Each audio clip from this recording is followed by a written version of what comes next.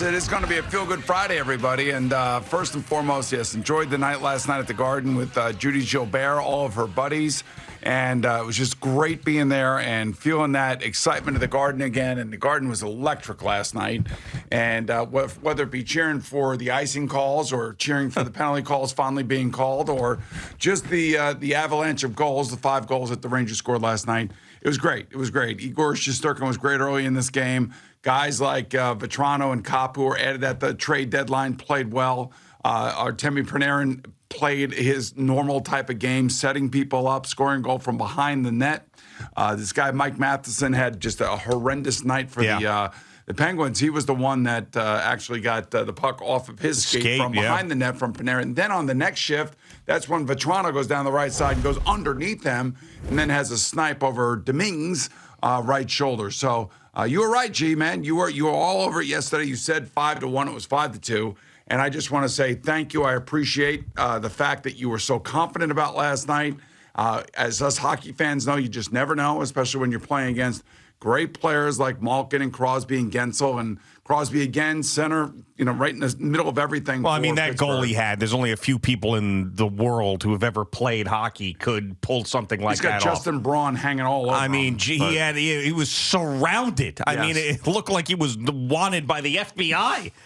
He ended up scoring a goal. But didn't matter. It was unbelievable. I mean, it was just a great thing. And, these are, I don't know, like when your team wins, and I still think we should have won in game 1, but the thing about it is when your team wins like this, you just feel great. And then I get into an Uber, and my nephew Randy's like, turn on the Mets. Yeah. So I turn on the Mets because I was following the Mets during the game, and I'm like, oh, man, they're going to get blown out again. Here we go. This is going to be like back-to-back losses. Told you I didn't like the matchup early on. I said, oh, man, it's a 7-1. This is a disaster. So I'm watching Ronnie Darling and, of course, Todd Zeal after the game in the postgame.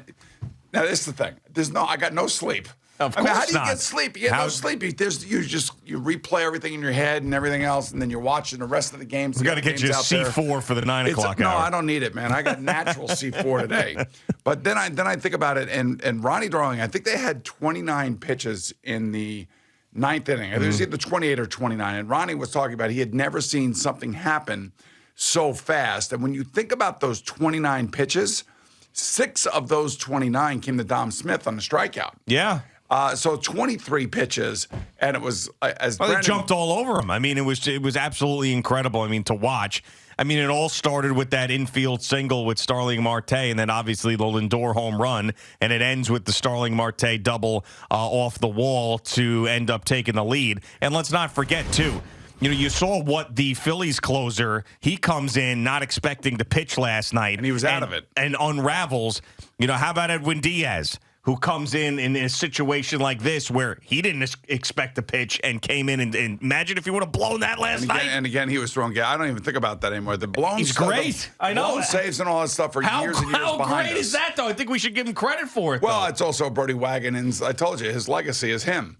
And he was dealing last night again. This was the same guy that we hadn't seen, and I think Ronnie said it, we hadn't seen since they were the no-hit game. Mm-hmm. So this was an amazing moment. This is about the 3rd or 4th amazing moment for the amazing Mets, I might add. But I have to say, when I'm sitting there watching this and it's happening, you could feel it happen. Like you could just.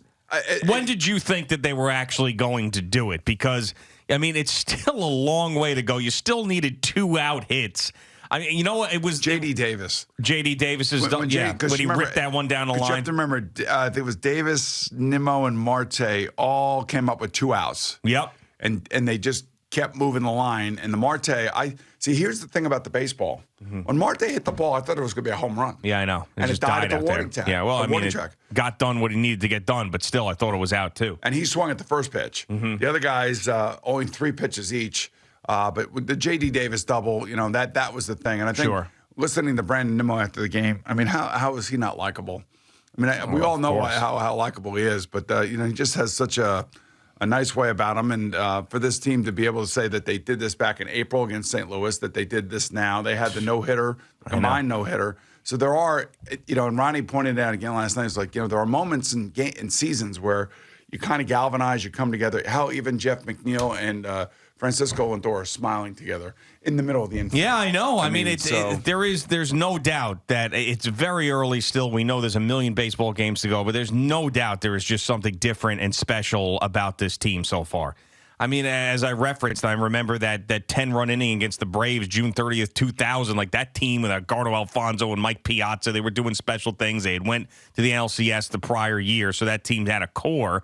Whereas last year, the Mets obviously were not a good baseball team, but it's just different. I mean, you see the passion and the energy and in years past, you look in that dugout, you don't know who wants to be there, who wants to win, who cares about what's going on. I mean, in this year, everybody is focused and engaged and never giving up. I mean, yeah, a lot of that has to do with the manager. I'd say 90% of it has to do with the manager. Well, let me just go back to the beginning. It really goes back to the owner hiring the right people. Yeah, of course, yeah. And understanding that, you want to be legitimate, you got to get a legitimate guy that's going to run the team in the dugout. Now, I'm not saying that they have all that impact, but the one thing about Buck Showalter, we all know this, he can be funny after games, and he can be a little bit, sarcastic and things of that nature. Which serious is as all hell, but man. during the game, he's standing there, and that everybody knows that he's the guy. Yeah.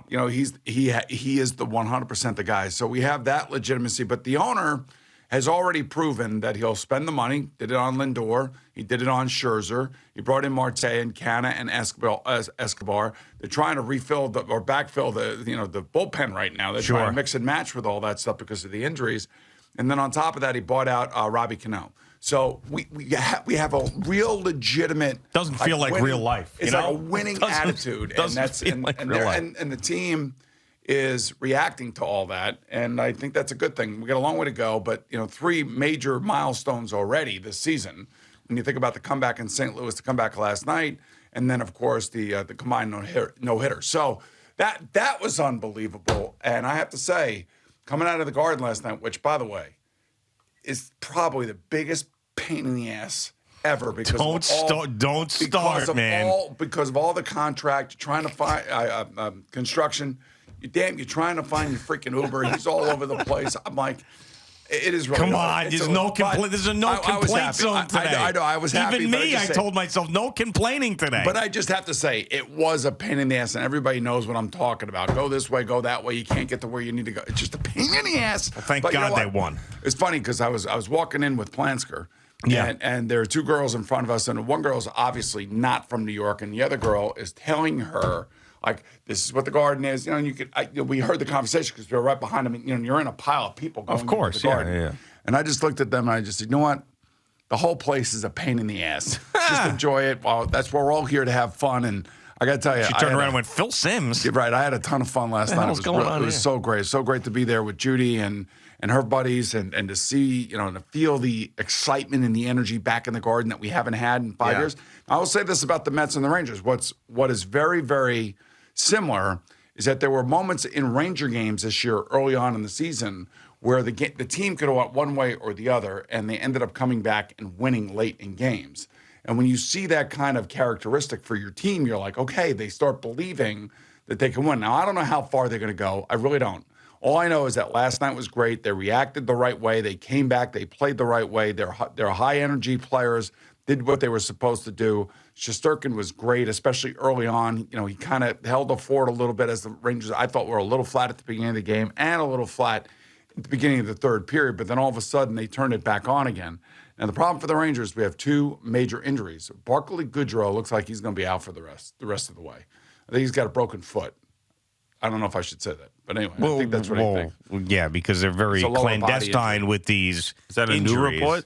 It's a report. I don't know, it? but I when they say week to week, it's not good. It usually means a broken bone or something, and I think it's a foot.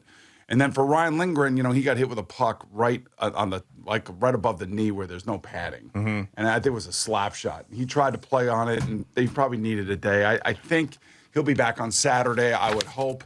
But then again, for the Penguins, they were missing 2 of their top guys, plus their goalie. They're playing with a third-string goalie, which I knew he was going to come crashing down to earth. It was just one of those situations that it was almost too easy to predict. I mean, all the things I've gotten wrong over the years. No. It was almost too easy to predict. No, pump the brakes on that. Don't ever say it just came crashing down to earth. You kind of knew what was going on. Well, that's true, yeah. And I appreciate that, man. I got to tell you. Louis Domingue. Do you see any Can you give me something about like what's coming up this weekend? Or I need to know who's playing. Who is the Penguins goaltender, and I can give you a better idea what's going on. Okay. That's the thing. I was very confident that Domingue story was a Cinderella.